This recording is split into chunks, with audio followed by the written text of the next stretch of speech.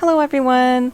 Thanks for tuning in today. So today's episode will be a harder, advanced level episode, so I will be talking at a natural, normal pace and be using some more difficult language, natural words, phrases that you might not always hear in the textbooks. So let's get started. So today I will be addressing vegetarianism. So what exactly is that? You might have heard it already. I believe it's quite a common term these days.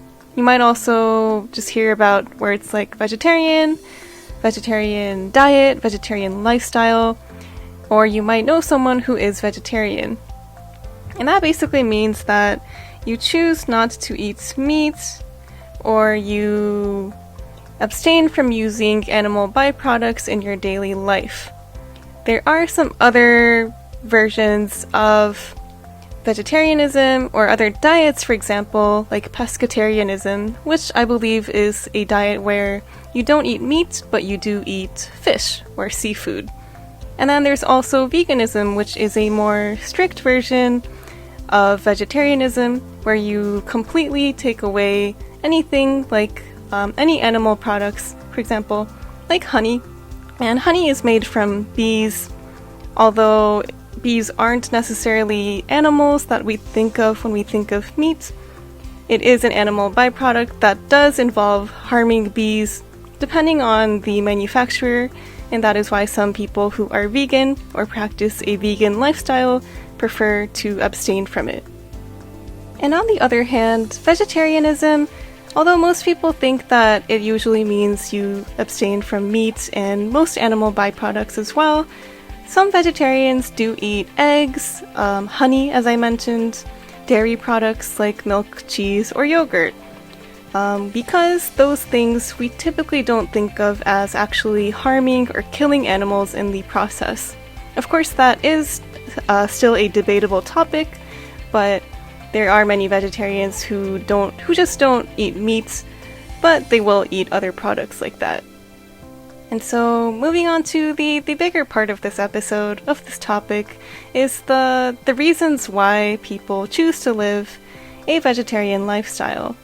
So there's a few reasons that I can think of, a few common, typical reasons you might hear. One of them is, of course, that people don't want to live a life where they are harming or killing animals. Unfortunately, eating meat means that an animal has to be killed in the process. And some people, they feel very terrible about that. They feel bad. And it's also, unfortunately, widely known that a lot of animals that are eaten for meat, the process of harvesting them for their meat, the process of raising them until they are old enough to be killed and turned into meat, unfortunately, can be very cruel, very abusive. There's a lot of issues revolving around animal cruelty, which we can talk about in a future episode. But basically, that is one of the reasons why many people choose to stay away from meat products and stop eating meat. And the other reason, which is a bigger reason, scientific reason, as for why a lot of people are switching from a meat-based diet to a more vegetarian, plant-based diet, is the idea or the issue of climate change, which we covered in episode 3. So, meat is actually one of the big causes of climate change, greenhouse gas emissions, because the meat industry uses a lot of land and a lot of water to produce meat. And unfortunately, even though the meat industry uses so much land and so much water to produce meat is actually a very inefficient way of feeding people.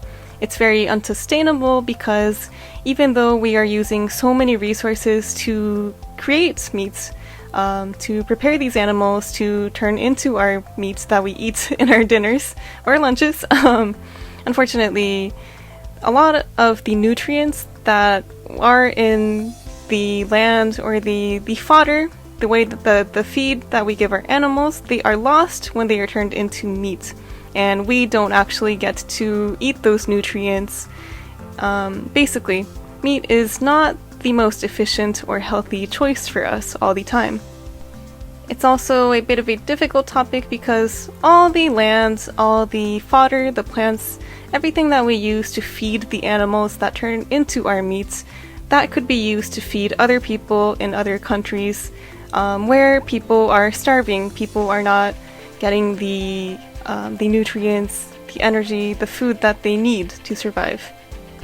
So there really is a problem of whether meat is good for us, of course, whether meat is good for the planet, whether our consumption of meat turns into inequality across the world for other people in less fortunate countries.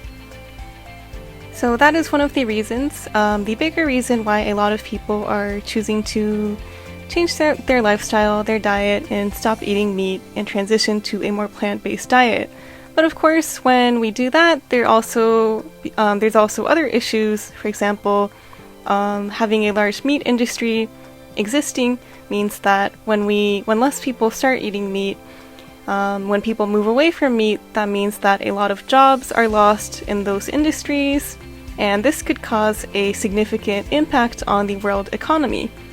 Of course, to be on the positive side, it also means that that might create other jobs as a result of people eating something else, people eating more plants instead of meat. It's interesting because recently there are a lot of companies trying to come up with meat alternatives. So, for example, like a burger patty made from plants, chicken made from plants, even eggs made from plants. So there's a lot of really interesting companies coming out or existing that are making these alternative meat products. Very guilt-free. A lot of them taste just like meat. The consistency is just like meat, but you're not actually eating meat, and that makes a lot of people happy. It makes a lot of people satisfied and feel good. There's also some interesting lab-grown meat alternatives supposedly coming out. Maybe some of them have already come out, but it basically means that it's fake meat produced in a lab chemically, I believe, instead of actually killing animals for meat. So those are some of the interesting meat alternatives that are coming up or are already existing. You might hear of them in the news. It is something to consider or check out if you're considering transitioning to a vegetarian lifestyle, a plant-based diet, but you love meat so much and you don't know where to start, or you're just interested in trying new foods. And of course, although we can push for the entire world to live a more climate-friendly, sustainable lifestyle and eat a vegetarian diet that causes less greenhouse gases and those related issues, it is, of course, also important to consider that some cultures, meat is a big part of their culture. Meat is a big part of their historical diet or their food. So it really is a difficult topic. Personally, I also try to eat as less meat as possible, although I do love a lot of food where there is meat inside. But recently I've been trying to transition to a more vegetarian and even vegan lifestyle by eating less meat.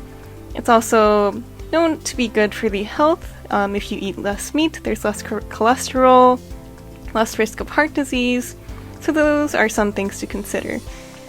Of course, even if you go vegetarian, it doesn't necessarily mean that you will be healthier. A lot of things with sugar, a lot of sweet things are vegetarian or they are vegan. And so eating those things might not necessarily be good for you, but the bottom line is that as long as you don't eat too much of it, I think you should be fine, and you still are eating a more earth-friendly, sustainable diet. So that is why I believe that vegetarianism and veganism can be very good for the planet and for yourself. So that was a bit of a long episode today, but I really hope you appreciated some of the information I shared. I would be interested in knowing if you live a vegetarian lifestyle or you would consider living a vegetarian lifestyle, if you know anyone who is vegetarian. But yeah, that's it for today. Thank you so much, and I look forward to the next episode, and I hope you enjoyed it. Feel free to leave your answers down below in the comments, and please subscribe. Thank you.